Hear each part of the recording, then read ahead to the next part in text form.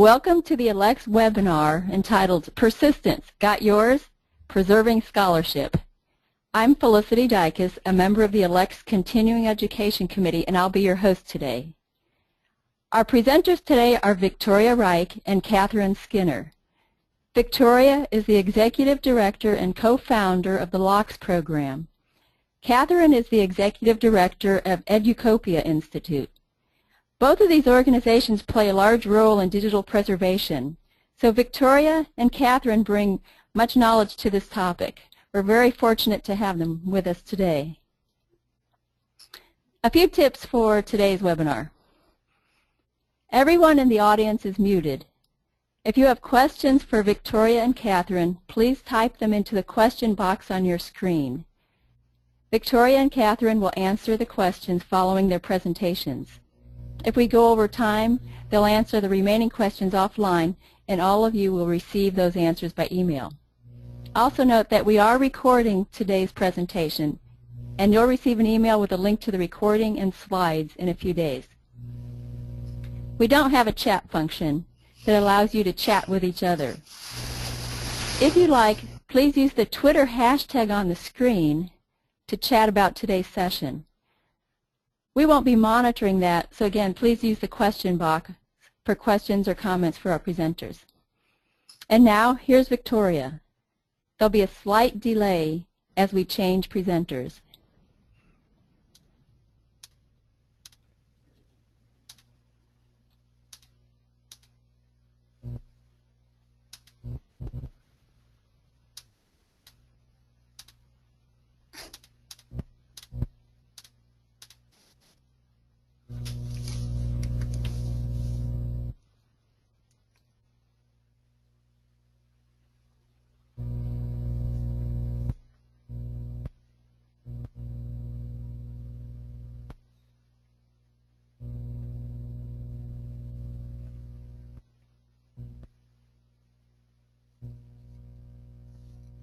And welcome, everyone. We're so glad to have you with us today, and we are looking forward to talking to you about preserving scholarship.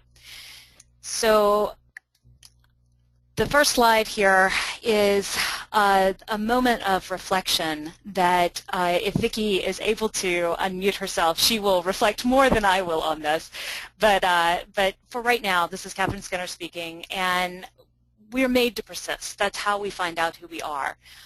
So says Tobias Wolff, and so say both Vicki and I as well. This is an important part of the human condition, is the ability to persist. The two of us are going to be the ones that are speaking today. Vicki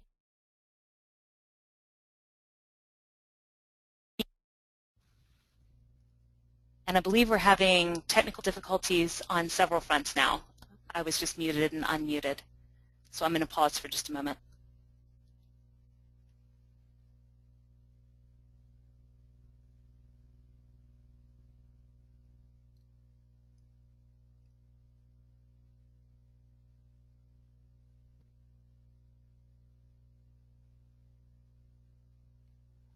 All right, I believe that I'm back. Is that correct? You are, Katherine. Okay, and Vicki's there. Hi, Vicki. Hi. Well, please continue. Please continue. Well, just to briefly introduce us again, so Vicki is with the ALCTS program at Stanford University Libraries. I am with the Educopia Institute, which runs, among other things, it's the host for the Meta Archive Cooperative, which is another digital preservation program. And we'll talk a little bit about both of those over the course of this presentation, but more than anything else, those are things that will be informing the perspectives that we bring to this. Both of us have been in the field of digital preservation for a long time, Vicki for longer than me, but I've spent at least the last 12 years really wrestling on a daily basis with issues of digital preservation. And Vicki, I would say on digital preservation, what, 15 years for you? 17. 17. So too long. Well, it's been a pleasure. It's been a pleasure. The thing that I think is amazing, and I think, Vicki, you would echo this and maybe even say it more strongly than I would, but what's amazing is that after 12 years for me and 17 years for you, I don't feel like the conversation is much different today than it was when I started. And one of the things that really stopped me in my tracks as I was preparing for this webinar was the realization that the information that I'm presenting today is very similar to the information that I was presenting 12 years ago. The difference is that 12 years ago I never imagined that this is still where we would be. So with that rather sobering beginning, we want to start not with too much about us, but instead with finding out a little bit about you guys. So we're going to begin with a couple of polls. And I want to go ahead and say that ALCTS has not used the polling features often, and neither have we, so this is going to be an experiment. We've already had one minor technical blip at the beginning. Hopefully that will be the only one, and we're going to see how these polls go. Poll number 1 is going to be around your workplace, and you should see a window that gives you the ability to weigh in with your response on this poll. So what we want to know is for each one of you, and for those of you that are in rooms, what in the aggregate is your workplace. So are you in a library? Are you in a publishing house or another publishing type of organization? Are you an aggregator, or are you something else? And if you're something else, please specify what that is in the questions box. And I think everybody has answered at this point, so we can go ahead and close that one. So we've got 88% right now from the library and about 13% from other, and we don't get to see where. so apologies for that, but as I said, this is all a big experiment. So second question. So for those of you that are in libraries, you know, what is, roughly speaking, the annual library collection budget that your library is working with? And we'll give everybody just a moment to respond. And note that there is a don't know at the bottom. Okay, great.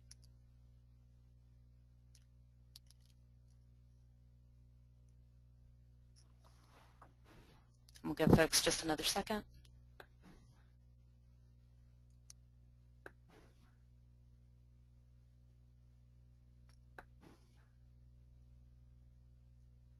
All right, and let's go ahead and close that poll. So most are under 6 million, which is important to note here. And then for, if there was a publisher-ish organization, and if this is relevant, please go ahead and weigh in, and if not, you can just hit not a publisher and we'll know to keep going. Sorry, so we're on the third poll now. There we go. I was moving faster than the polar part of the piece. Okay, so we've got a don't know. So we'll just leave that one alone because that's not a publisher. Last question for the community poll. What is your digital preservation experience? So are you a novice? Are you, fundamentally new to the concepts and principles here? Are you intermediate where you're familiar with them? Advanced where you actually got some hands-on experience, or an expert community leader in this area? We'll give everybody just another minute to vote.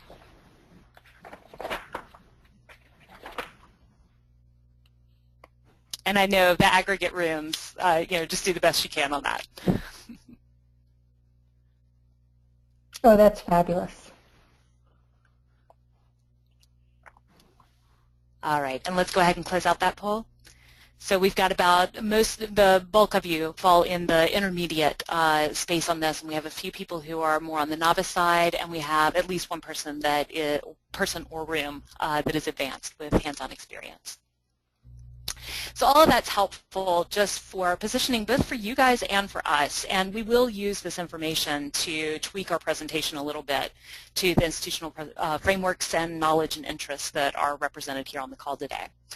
But so since we do know a little bit about you now, we want to talk with you a little bit about digital preservation in the context of the scholarly record, and that is a very specific context. And so we went ahead and defined scholarship here at the beginning of the presentation pretty simply, pretty broadly. Digital, not digital, but scholarship includes any knowledge that's resulting from study and research. It's not a very novel definition. We're not trying to break any new ground with it. We just want to make sure that we're capturing what that scholarly record consists of.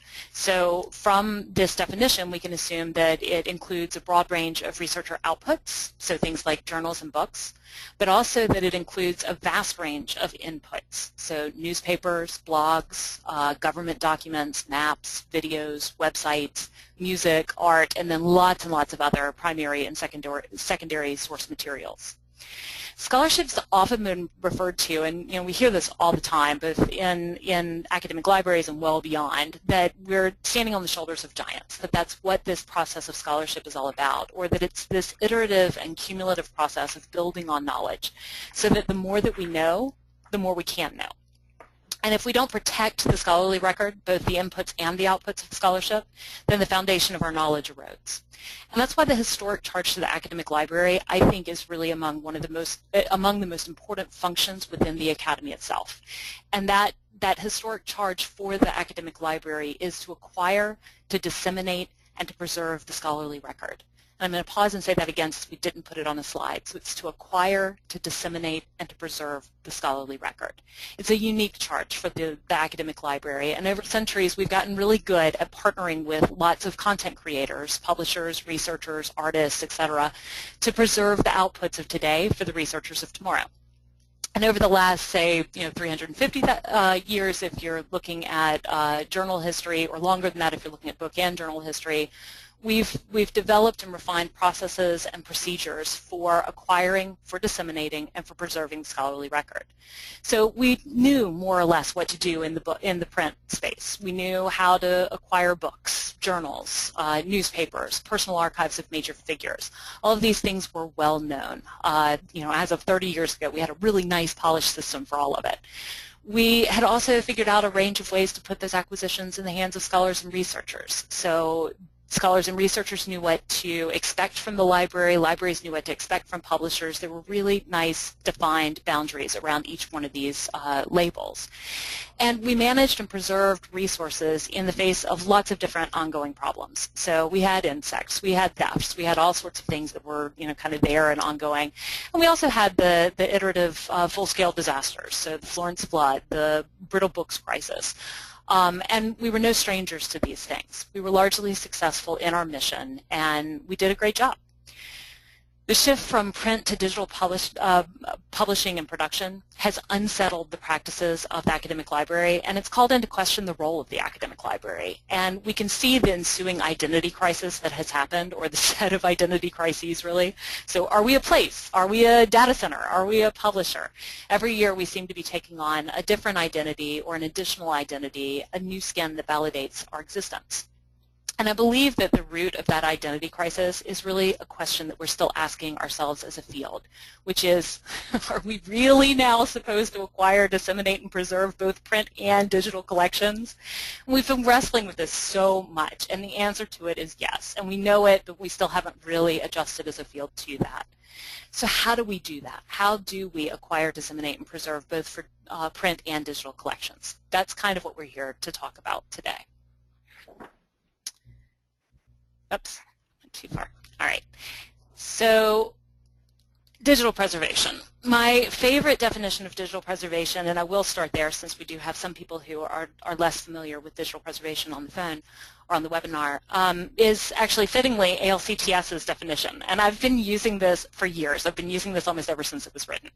So the short definition of digital preservation from ALCTS is digital preservation combines policies, strategies, and actions that ensure access to digital content over time. That's the short version of the 3 versions that are provided. So let me read that one more time again since I didn't put it on a slide. Digital preservation combines policies, strategies, and actions that ensure access to digital content over time. So let me highlight what I love about that. It focuses on all the right things: policies, strategies, actions, access. And then in the longer definition, in the medium definition even for that matter, there's an additional line that says the goal of digital preservation is the most accurate rendering possible of authenticated content over time. And so I'll add one more word from that, rendering. So preservation is primarily about access, use, and services. And one of the challenges that the concept preservation has been up against from the very beginning, and especially in this ephemeral digital world that we're in now, is that the act of preservation only has value once a preserved item is used. And we're still trying to figure out how to better position our memory-oriented work so that the part that makes it matter, which is that long-term use of the scholarly record, is what our patrons and our administrations can see. And we're still trying to figure out how to make those that we serve, so those patrons, those administrators, etc., understand what it is that we do when we do preservation. What's the point is the question that comes up over and over again in conversations about preservation for, a decade now. I've been hearing that come up over and over. And the answers that we give have to focus on access, use, and services. They really need to be the forward-facing part of our work. And the more that we can demonstrate the utility of the collections that we preserve, the better the support we will experience as we carry out our mission. But the point that we have to make through our work is that ready access to the digital scholarly record accelerates the pace of knowledge production. So let me say that again. In order to really get things through other people's heads, so not just our own as librarians, but other people's heads, the administrators who help fund our positions and the patrons that depend on us, and those that we partner with in order to acquire and preserve content, we need to make clear that ready access to the digital scholarly record accelerates the pace of knowledge production. And then the counterpoint to that is that we have to be able to demonstrate that without ready access to the past, our ability to produce knowledge is hindered. So is there really a problem is the other question that we get asked a lot. So it's not just what is the point, it's also is there really a problem? And 10 years ago we could talk about the problem in the abstract and we could pepper it with a couple of stories of loss here and there. Today, by contrast, we have a really wide range of examples that we can draw from across governments, archives, libraries, publishers, and we need to know those and we need to be able to talk about them with fluency. And I'm just going to highlight a few key locations of loss stories for you all today, and then talk a little bit about why loss is still so hard to document in the digital age. So the first one is the Atlas of Digital Damages. And Barbara Sierman from the National Library of the Netherlands gets huge kudos for starting this initiative back in 2012. And basically what it does is it chronicles a set of loss stories that have been recorded in a lot of different printed sources.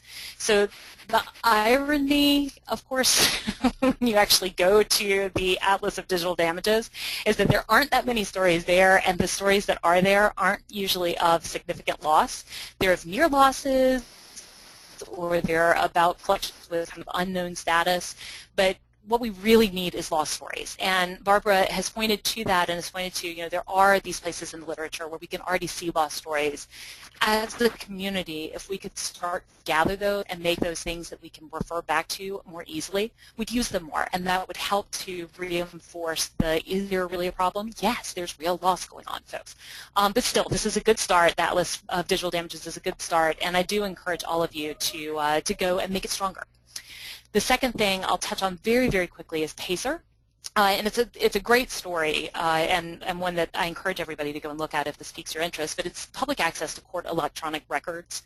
It's a public access service that's provided by the United States Federal Court in order to put out the United States Federal Court documents. So it's federally run, federally controlled, and all of its content, and this is really important, all of its contents are public domain. They're case and docket information that is, perfectly free of IP restrictions.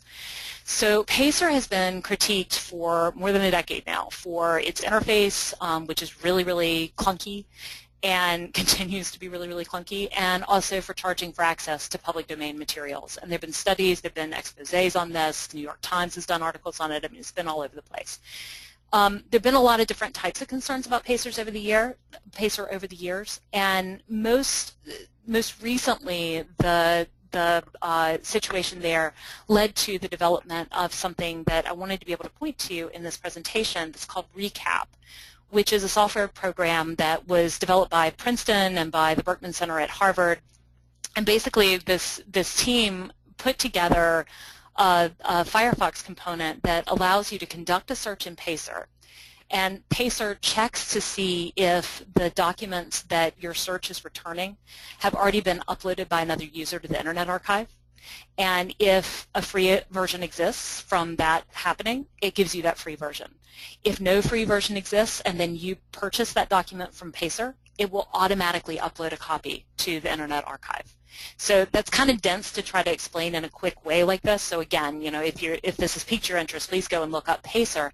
But the point is, we can't just depend on even the federal government to give us access to the information that we need. In many cases, we have to take this back into our own hands. And so RECAP, which has been done in part in Aaron Schwartz's name, and those of you who have familiarity with that will understand the kind of reverberations of that. But this is one of many moments of activism that are already happening within the broad digital preservation milieu that I think we should be paying attention to, celebrating, and helping with.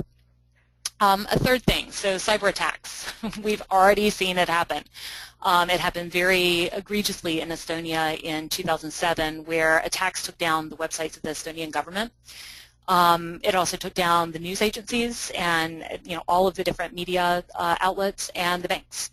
And there's speculation over who did it. Russia is more than likely the culprit one way or another. But basically what this did is it demonstrated how swiftly a country could be compromised by a set of attacks that tie up its information services.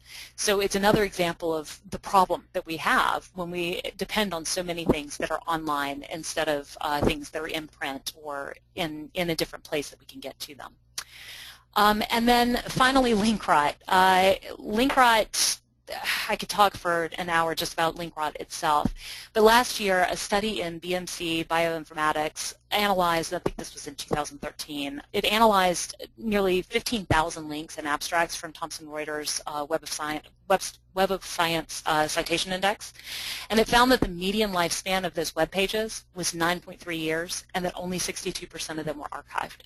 So link persistence is absolutely critical to public knowledge, and solutions are already available for this. And so knowing about some of those solutions is another thing that librarians and others who are in this space, publishers, etc., really need to focus some attention on. And that includes things like PermaCC, which is the work that's going on at Harvard, and mainly deals with the legal record, but has lots of permutations beyond that now.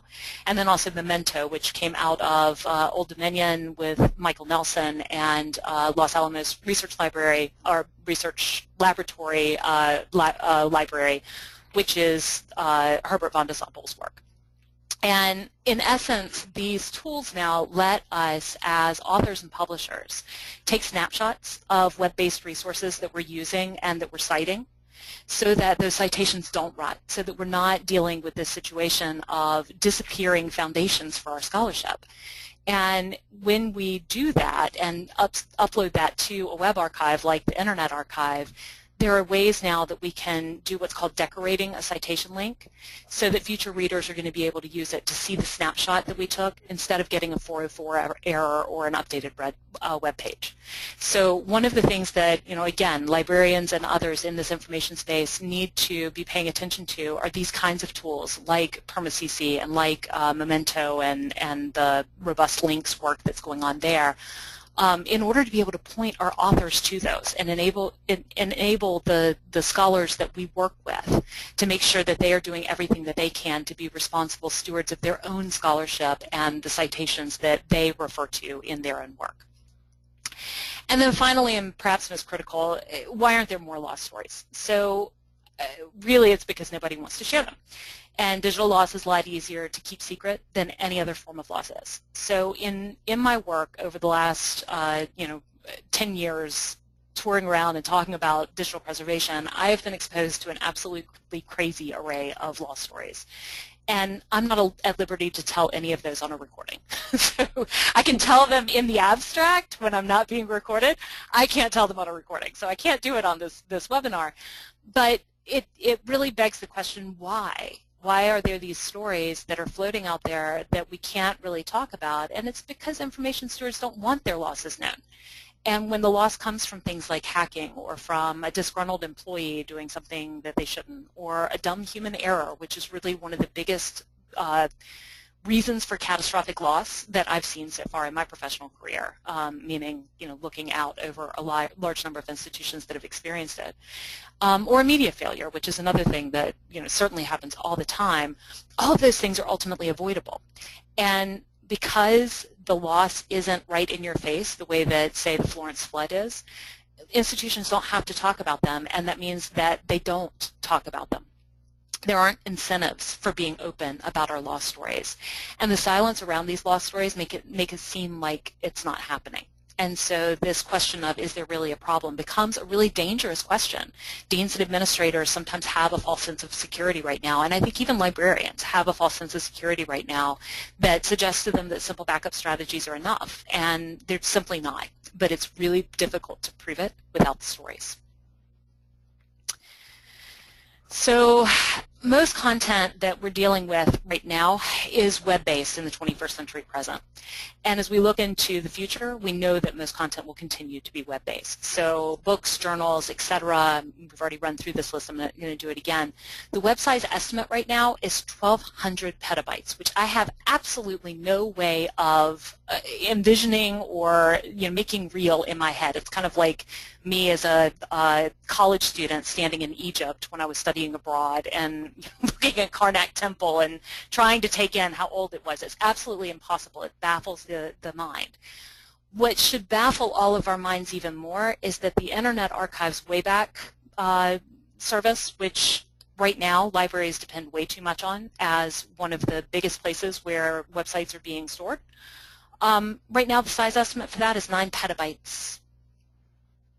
So 1,200 petabytes is the web size estimate. 9 petabytes is the size of the Wayback Machine right now, and that includes all of those different versions of pages.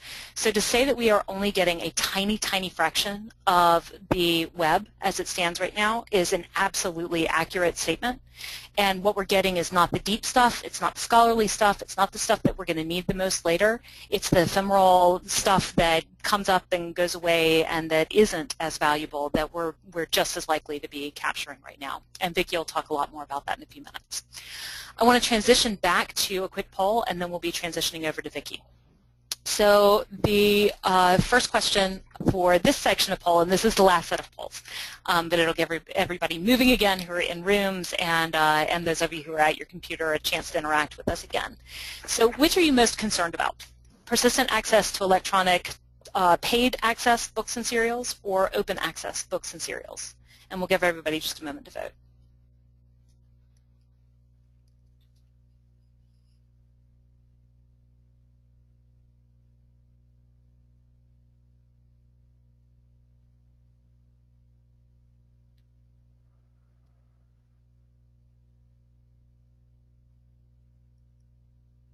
Give folks just one more minute. All right, we can go ahead and close that poll. All right, so 70% are more concerned about the paid access books and serials, 30% more concerned about the open access books and serials. And next, which are you most concerned about? Persistent access, and this is a multiple answer, so you can choose two. We're allowing everybody to choose two. So which of these 5 do you find the most concerning? Government documents, news, databases, digitized content in your IR, websites. We'll give everybody just a minute. And again, you can choose 2.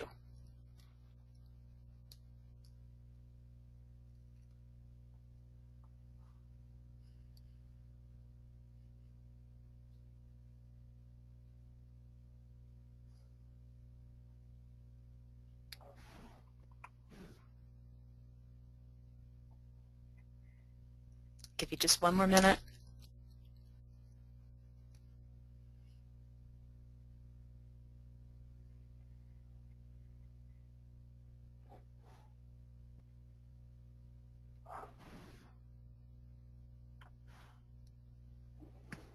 All right, let's go ahead and close that one. So we can see that databases rank extremely high. Next is the government documents and digitized content in your IRs. Next is news and websites tied. Okay. And then what do you see as the biggest threat to content? And this is the last question.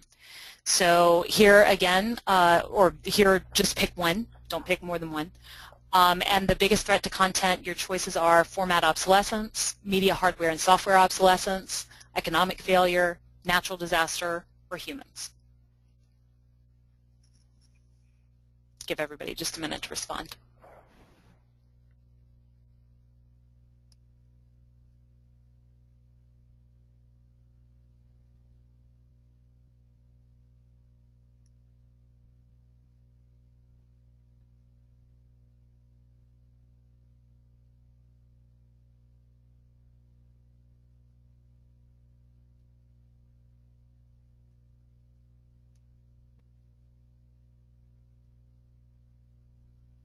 All right, one more second. And let's go ahead and close. All right, so we see that humans and format obsolescence are at the top of the list of concern for this group. Media, hardware, and software right behind that, and then economic failure next behind it. So natural disaster is the one piece that we're not as concerned about, which of course doesn't mean we're not concerned about it, just not as concerned. I should also go ahead and let you guys know that we're not recording individual responses to these polls. I really should have told you that at the very beginning, and we're not keeping this. So do know that whatever you've just divulged, we don't even know who divulged what, you know, which of you gave which answer, et cetera. Everything is only delivered to us in aggregate. So what we see as the result of the polls is exactly what you see. And same thing with ALCTS. So no worries that we just did you know, that we're all going to be taking you out of context now. Okay, so carrying on, oops, I went too far. So the biggest threat to digital preservation right now in my mind, and this is my perspective on the world, but the economic and social challenges are the ones that I put at the top of my list. And that's really because digital preservation is such a hard sell. So we've got this moment that we're working with right now where librarians are primarily concerned about continued access to subscription materials after they might be canceled. And we haven't spent resources to preserve and to retain access to materials that are now freely available. So we've got this focus that is razor sharp on the content that we subscribe to. And we are paying very, very little attention nationwide and worldwide, really, but especially nationwide. I think the U.S. is behind a lot of other places in this, to the broader scholarly record that is freely available right now, open access, and therefore presumed somehow to just be there for us. The other thing that I think is really troubling is for us, and it leads us to not collect this material in some cases, is the set of unresolved questions around it. So who ultimately has responsibility for preserving web-based news? You know, web-based news right now, nobody's collecting it. There's a whole movement on this, and if anybody's interested in hearing more about that, then please go to educopia.org. And look under our events. We've got an upcoming event that references back to a previous event as well. This is called Dodging the Memory Hole, and is explicitly about the born digital news and how nobody's capturing it, and what are we going to do to put in place some new responsibility urges and some possibilities for getting this content preserved.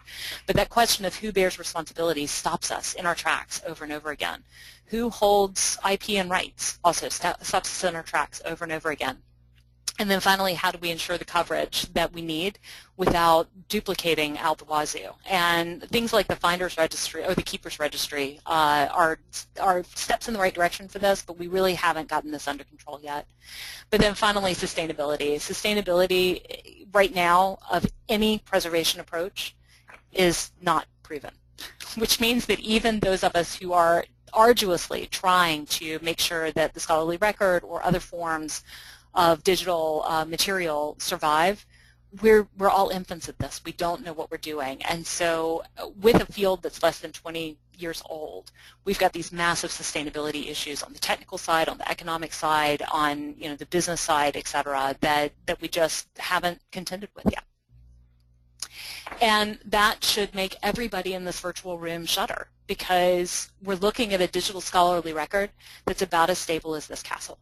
And nobody's taking seriously the library's core mission in this space, which again is to acquire, to disseminate, and to preserve. We no longer acquire, we're renting. We rarely disseminate, we purchase gateways instead to content that others are disseminating. And that means that at the end of the day, we really have nothing to preserve. And I'm overstating that a little bit, but only a little bit. We are really no longer acquiring, disseminating, and preserving in the digital space. And that should be something that we all think about a lot over the course of the next few years and try to resolve. I'm going to move to Vicki now, and I'll continue to work the slides. So Vicki, I'll trust you to tell me as you're ready for me to move. Very good. Thank you, Katherine. Let's look more closely at the content set that's received the most attention, which is journals. So next slide, Katherine. How well are we preserving e-journals? In 2010, the ARL reported that the median research library received about 80,000 serials. And I can tell you as a Stanford University librarian, our numbers support this. The Keepers Registry at the University of Edinburgh is monitoring archiving arrangements for electronic journals. And if you're interested in the Keepers Registry, the URL is thekeepers.org.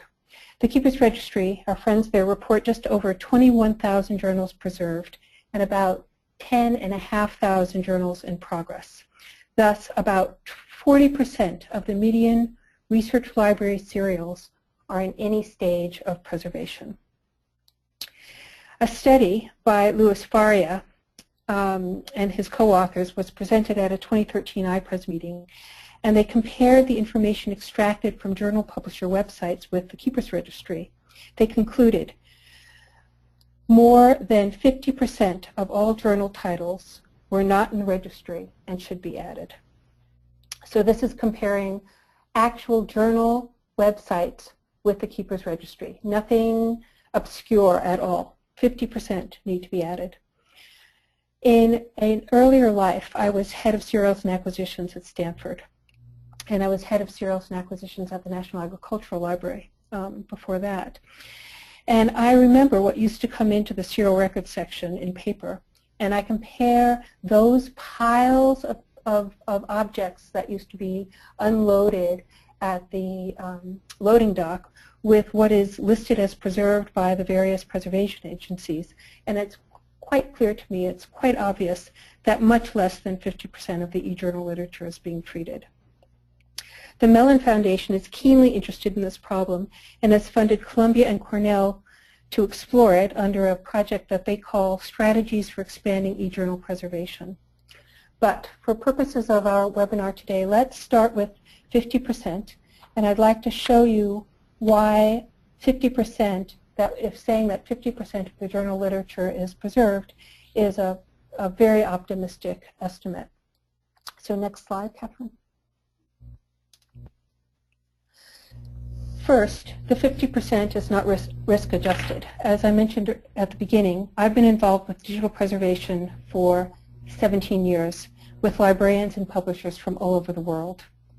And as I'm going to interpret the poll that we just took, most librarians are concerned about post-cancellation access, not with preserving the record of scholarship. Our poll results from today showed 70% access to toll content as opposed to 30% open access.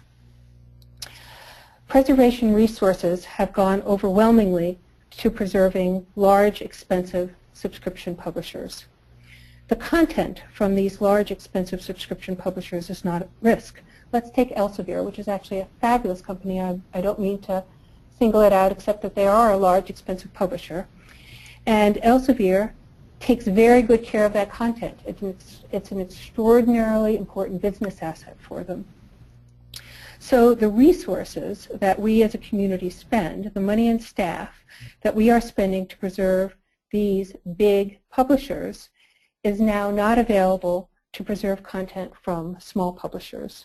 And it is the content from small and open access publishers that are at risk. These publishers don't have the resources to take care of their content for the long term. Next slide. Second, the 50% is not adjusted for difficulty. The content from big, expensive publishers, frankly, is the easiest to preserve. Lots of content is delivered from automated content management systems. It is well formatted, and believe you me, we're processing it here at Stanford. It is extremely easy to preserve comparatively. The formats used are ubiquitous, they're easy to render, they're easy to migrate. There is close to zero risk of format obsolescence simply because the formats that are used are ubiquitous, easily rendered, and easily migrated. These publishers are the easiest from which to obtain preservation permission as well regarding rights. You can negotiate once with a large publisher and you get a lot of content that's frankly at very low risk, where when you negotiate with a small publisher, you get a tiny amount of content that's at very high risk. Next slide. Third, the 50% looks backwards. The studies that I mentioned earlier about what percentage of the journal literature is preserved are only considering traditional publication forms. They ignore not only published data, but also all the more modern communication forms that scholars use, including workflows, source code repositories, and social media. Data and these more modern communication forms are at much higher risk of loss than journals or even books. Often they lack well-established and robust business models. Often the content size is very large, and or the content is dynamic in that there is no authoritative version. It's extremely difficult to preserve content that has no authoritative version. The legal framework is unclear. What does it mean? What does copyright mean for a work that's made up from dynamic mashup from around the web? Next slide, Katherine. Fourth, the 50% Eclipses source citation rot. Katherine talked earlier about link rot. This is about citation rot. Last month, a team of digital library researchers at Los Alamos National Laboratory reported the results of an exacting study of 3.5 million scholarly articles. Between 1997 and 2012, 1 in 5 links provided in notes suffered from reference rot. In the slide, there's a reference to the New Yorker, a New Yorker article, which I strongly recommend. Please, everyone go and read it. It is a fabulous article if you haven't already seen it. Next slide. The other 50%, we, the community, are preserving much less than half the journal content now. And frankly, we, the community, are struggling to preserve even that much. Next slide. And then, as Katherine's been talking about, there's all this other content. Next slide. So what's the reality? The reality is that we're spending lots and lots of resources to preserve content that's not at risk, and that the loss of most content won't be due to format or hardware or software obsolescence. Most of the content won't be lost because of bit rot or disaster. Most of the content loss will be due to choices that we librarians are making right now about how to spend scarce resources. So, Katherine, I'm turning it back over to you. Dun, dun, dun. So what do we do? I love this slide. I will give due credit to Vicki for finding this fabulous image to illustrate it. But, you know, to put a fine point on what Vicki just said, you know, again, if we take the purpose of the academic library and its historical charge to be that we acquire, we disseminate, and we preserve content, that those are the three crucial things that we do with the scholarly record in academic libraries and do well. And if we take that today's scholarly record is mainly produced in digital form, we are supposed to be acquiring digital collections now. And by acquiring, I don't mean rent. And where we can't acquire, we have to be able to advocate for preservation to happen in other ways. And I think, you know, Vicki didn't talk about some of the specific things that are going on in journal preservation, but journal preservation is a good example of this, where you have locks and you have portico and you have clocks. You've got other spaces in which some of that content can be preserved, and where there has been advocacy for those rented collections to be preserved actively somewhere, even if it can't happen at local institutions in all of those cases. But the bottom line is this: if you and your institution aren't helping to preserve content right now, you're becoming part of the problem. And changing that's easy. You just take action. And you've got all of these models on the screen to look at for how to take action. No, seriously, so how do we build collections more thoughtfully? The first thing to say is that we start with what we already have. And that includes the e-journals, the e-books, the e-news, and your locally produced scholarship that you have on campus. It includes the legacy files for your library and archive collections. And, you know, take stock of those. Are they preserved? How are they preserved? Where are they preserved? Have you identified which of those are unique and which of those are jointly held? And for the unique ones, do you take responsibility for preserving that content? And for those that are jointly held, are you negotiating with others to make sure that it does happen? First and foremost, taking stock of the collections, and then again, to reflect back to what Vicki and I have both been talking about in the bigger picture of digital preservation, which is the lack of acquisition that's even happening right now. Think carefully and make your library think carefully about what collections you should be acquiring right now, and really systematically think about that at an institutional level, at a library level, at division levels, and try to start collecting. There are lots and lots of mechanisms for doing this now in digital materials, whether you use things like Archive It for web pages, or whether you turn to other forms. There are lots of different ways to do this now. It's just a matter of getting your feet wet and getting comfortable, not knowing what you're doing, because a lot of digital preservation is still experimentation.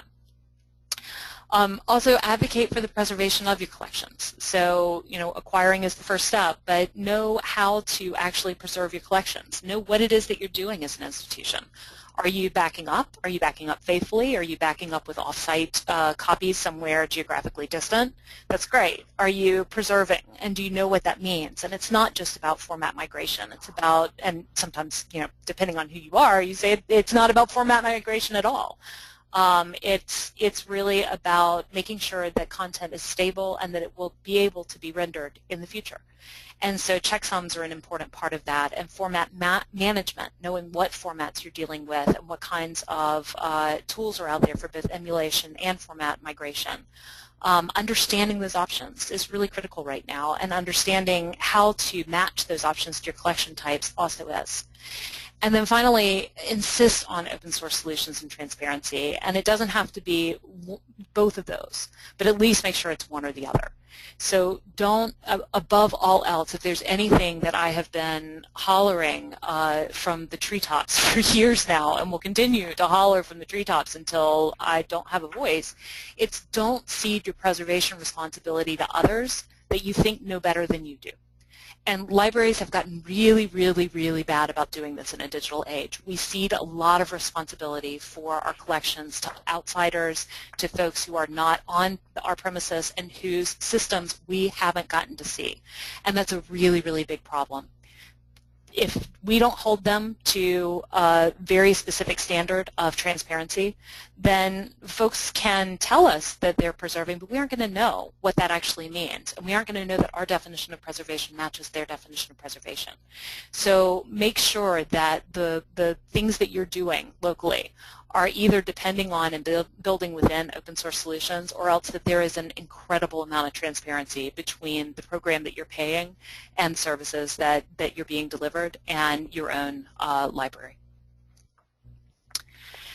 I also encourage everybody to share their expertise, and we'll give an example of this. So, TRAC is one of the ways. There's now an ISO standard around what used to be called TRAC, which is the audit practice for digital repositories, for digital archives that are intending long-term archiving. And LOCKSS went through an ISO-esque audit, I think is the way that I can put it, Vicki, yes. Through CRL, which is the only way that you can do it still. That's changing, and internationally I think the first official ISO audits have taken place, but we really don't have the ISO standard backed up by the second standard where the ISO auditors are actually trained, and so that's still all taking place in the background. But regardless of all of that, the LOCKSS program went through the process of that TRAC audit in order to demonstrate transparently what it is that they're doing to the community. And in so doing, they equaled the previous highest score, and they had the first ever perfect score for technology.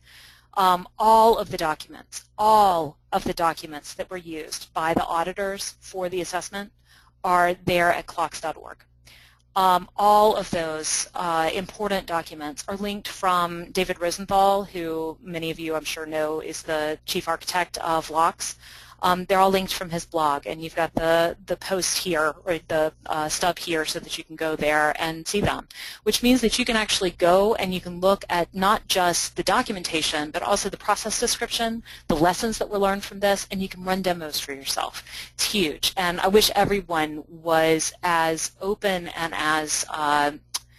as free with these kinds of resources as the LOGS program has been. I think it's really a model that I'd love to see a lot of other groups mirror as we continue to mature in this audit space. Thinking globally and acting locally, also crucial right now. So standards and practices, they're simply too few resources in our community, and this is, ultimately one of the big problems and one of the big hindrances to us doing anything. There are too few resources, period, and so there are certainly too few resources to develop tools and standards and practices that only apply to libraries, or that only apply to publishers, or that only apply to our very narrow little spot in the scholarly community space, which means that we need to adhere to things like OAIS, which is an ISO standard. We need to adhere to and promote the different standards that we develop within our own scholarly sphere as well. So things like premise and METS shouldn't be just library-based. They really should be much more broadly used. And so there's kind of a dual piece here. We need to make sure that we're finding out what industry is doing. We also need to be sharing what we're doing with industry and making sure that there's a two-way street there. And that should include groups like Google and Facebook and Apple. They're dealing with a lot of the same problems that we are ultimately. Preservation stories, I could tell a lot. Instead, I'm going to point to a few because I want to make sure that we've got a couple of minutes for questions here. Educopia, the company that I'm the executive director of, it's a small nonprofit, and one of the things that we do a lot of is applied research. So the Meta Archive Cooperative is a digital preservation community that is hosted by the Educopia Institute. It's been running now for more than 10 years. There are more than 50 institutions participating and actively preserving each other's content within that network. It's an open network. Anyone can join it. It's a really fantastic place, and it's a nice mix of public libraries, academic libraries. We've got a couple of museums that are on the verge of joining right now. It's a nice broad community of practice. And it provides us one site for a lot of applied research. So we've done a lot of research already on ETD preservation, and you can access that at the link that I've provided here. We're also engaged right now in a study that's on ETD preservation, specifically around the databases and other affiliated materials that are being submitted along with PDFs. How do we treat those? How do we take care of those? How do we preserve them? And it gives us a microcosm through which we can look at the big data problem, but through a lens that's palatable to our communities. We've also done a lot with newspaper preservation. I mentioned just a few minutes ago that we're hosting an event. It's coming up in May that's around born digital news preservation. We've also done several projects at this point with the National Endowment for the Humanities looking at how best to preserve both digitized and born digital news content. And then finally, another community that Educopia works with very closely, they're now hosted by Educopia, is the Bit Curator Consortium. Also a very open community, and it's looking at digital forensics. So what do you do when you bring in digital archives and you suddenly wind up with all of these floppies and these different types of media? What do you do with that? There's a community of players that's grappling very specifically with that in the library and archive space, and I wanted to just point to that as one of the spaces of action. Now, these are just three of many, so I also want to point to a broader list of preservationists in action. And I also want to point to a lot of different organizations that are involved in this and maybe give high shout-outs to IIPC and to DPC and OPF, all three of which have been real leaders in this space for a very long time, and then also our National Digital Stewardship Alliance and DPO, which is run through the Library of Congress as well. I'm going to wrap there, and we'll have just 5 minutes for Vicki and I to answer questions. And I thank everybody so much for coming to this webinar. I hope it's been helpful. Thank you. Thanks to both of you. That was a lot of information. I guess I especially appreciated the background and that you defined a lot of those pieces. So I think the main thing I got out is that, well, not among many, is that we all have a role in preservation. So we should be doing something. So just a reminder, everyone, if you have questions, type them into the question box. So let me get a question started. So you mentioned our local role in negotiating. What kind of things should we be looking for when we're negotiating with aggregators or publishers as we subscribe to or acquire digital resources from them? That's a great question. This is Vicki. When you buy materials from an aggregator, we need to realize that in the vast majority of cases, the aggregators themselves don't have the rights to preserve the content. And over time, they're trying to, some of them are taking steps to get those rights, but for the most part, they don't. And so I would say that in the ALCTS program, one of the most requested or most worried about piece of content are those aggregated databases. And I can't tell from our poll whether that's what people had in mind. 100% of you, when you put down that you're most concerned about databases, but the ProQuest and the EBSCO-hosts. And you'll note also that that content changes often. Things come and go, and we really don't have a lot of control over that in terms of preservation. When you negotiate licenses from journal and book publishers, I can tell you what Stanford does. And Stanford insists that we own that material to the greatest possible extent. We don't rent it. We take very seriously our role as a major research library. And we also negotiate, depending on the resource, various rights for how we can use that material. So that's a very local decision. I think that the very large publishers all have policies that they will provide post-cancellation access to their content from their website. And the reason for that is very important. It's that in the web environment, the coin of the realm are eyes. And so if there's a preservation solution that takes eyeballs away from their website, they're not going to be so eager to implement that. So to the greatest possible extent, the larger publishers who are able to do this prefer to give post-cancellation access to libraries directly from their website. And that's actually better for the readers in many ways as well, because it keeps the content in context. It allows them to browse.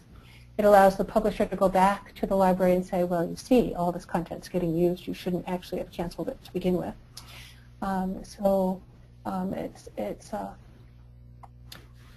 It makes sense to some extent.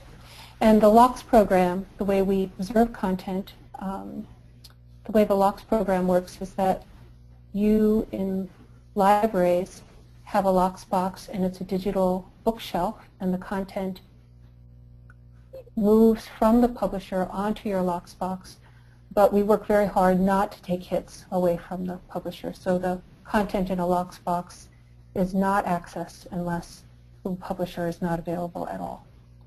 Did that answer the question? Yes, thank you. That was great. You have 1 more minute. Okay. I think we've stunned everyone. That was a lot of information. So let me just thank you again, not only for this webinar, but for all the work you're doing in ALCTS and Educopia and in helping to preserve our resources. And just a reminder to everyone, you will be getting a copy of the slides where Katherine and Victoria have listed different resources you can access to follow up on what they've talked about. So I'm going to give a thanks to the ALCTS Continuing Resources section. They have sponsored this webinar. And also today to our Continuing Education Committee Tech Support people Mike Prees, Mary Reeder, and Emily Whitmore. You can see we just had a little tech problem that they were able to resolve quickly, so without them, these wouldn't run so smoothly. ALCTS has some additional opportunities, some webinars. There are 2 more in the Continuing Resources series, ebook cataloging and cataloging continuing resources in a changing landscape.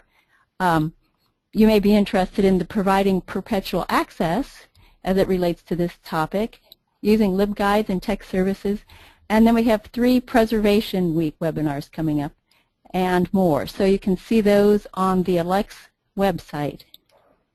Throughout the year, we also offer web courses on topics. Those are 4 to 6 week courses, and they go into more depth. And we will have some e-forums coming soon.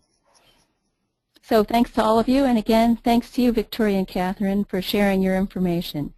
Our We pleasure. hope to see all of you in the future. Thanks for having us.